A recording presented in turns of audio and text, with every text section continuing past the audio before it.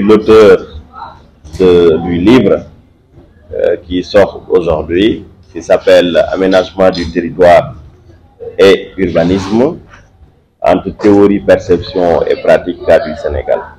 Donc ce livre vient de paraître aujourd'hui.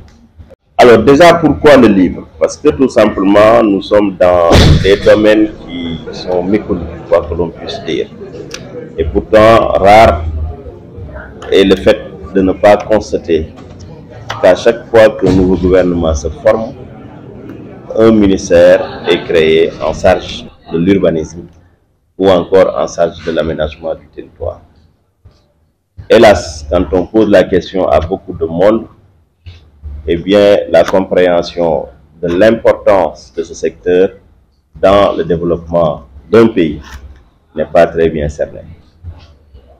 Après avoir exercé quelques années et après avoir fait mes études dans ce domaine, mais également doublé du fait que je dispense des cours dans beaucoup d'écoles et universités de la place, j'ai senti la nécessité d'apporter une contribution à la réflexion scientifique.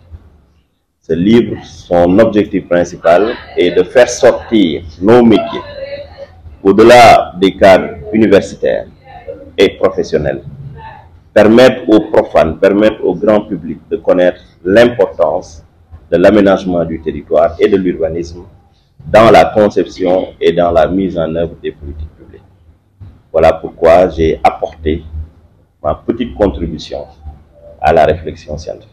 Alors, comme vous l'entendez, d'abord dans un premier temps, nous avons essayé d'expliciter qu'est-ce que c'est que l'aménagement du territoire et qu'est-ce que c'est que l'urbanisme. Qu'est-ce qui les différencie? Est-ce l'aménagement du territoire et la décentralisation? Est-ce l'aménagement du territoire et la gestion d'une collectivité locale? Est-ce l'aménagement du territoire et la gouvernance? Qu'est-ce qui différencie l'aménagement du territoire et le cadastre?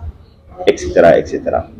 Donc nous avons, dans un cadre conceptuel et théorique, explicité qu'est-ce que c'est que l'aménagement du territoire. Ensuite, de revenir sur sa portée en termes d'enjeux.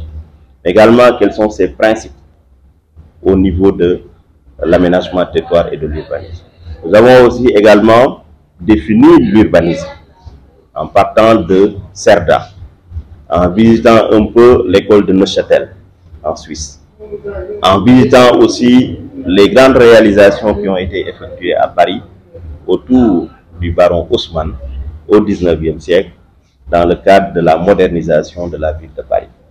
Sans oublier le fait que nous avons cité au Sénégal exactement des projets qui ont été élaborés, qui ont été exécutés et qui ont donné des résultats. Nous avons aussi fait du benchmark au-delà de la France en visitant les États-Unis, en visitant un pays comme les Pays-Bas, en visitant aussi l'Allemagne à travers l'école allemande, en visitant aussi le Maroc, surtout dans le cadre de ce grand projet que le roi avait porté qui s'appelait Ville sans bidonville, qui a un tout petit peu redressé la situation au niveau des bidonvilles marocaines, mais également de la République centrafricaine, en montrant aussi des exemples qui ont été effectués et aussi en montrant des exemples qui ont été pris en Mauritanie. Donc nous avons essayé de faire un tour d'horizon pour essayer de voir qu'est-ce qui se fait de meilleur ailleurs et comment ce meilleur ailleurs peut être importé dans notre pays. Mais tout en étant prudent parce que chaque territoire est unique. On ne peut pas dupliquer une politique d'un territoire à un autre puisque les territoires n'ont pas les mêmes caractéristiques, les territoires n'ont pas les mêmes projets, les territoires n'ont pas les mêmes ressources. Mais il est toujours bon de voir quel est le modèle, en comment le modèle peut être tropicalisé ou en comment le modèle peut s'adapter aux réalités qui sont les nôtres. Le livre a essayé également de voir qui sont les acteurs de l'aménagement du territoire, qui sont les acteurs de l'urbanisme, quelle est la portée de l'aménagement du territoire dans le développement de l'Union africaine, dans le développement de la CEDEAO, dans le développement de l'UEMOA. Là aussi nous avons montré. Nous avons aussi essayé de montrer les sectoriels, que sont les structures de l'État qui interagissent sur l'espace, en comment ces différents sectoriels peuvent travailler ensemble autour d'une synergie qui est le développement du territoire.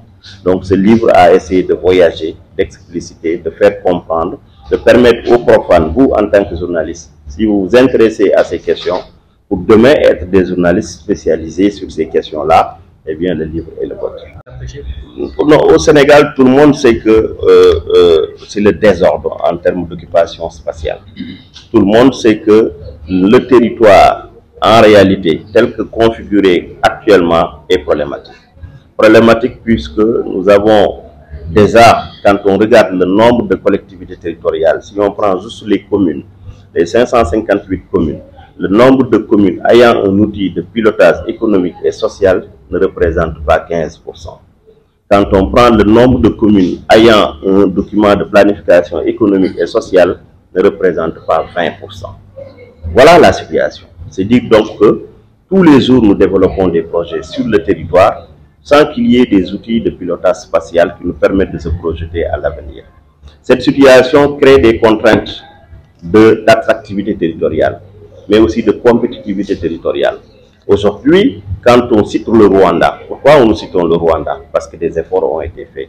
Quand on cite aujourd'hui le Maroc, Casablanca, la ville blanche, pourquoi? Parce que toutes les peintures que l'on met sur les immeubles, les bâtiments sont de couleur blanchâtre. Vous allez à Rabat, c'est de couleur ocre. Au Maroc, chaque ville a une couleur. Et ça, c'est pour l'esthétique urbaine. C'est pour développer la ville, pour que la ville soit agréable. Mais quand vous constatez dans nos villes, vous voyez que déjà l'occupation c'est anarchique, les trottoirs sont occupés, les bâtiments ont été pratiquement percés sur les voies publiques.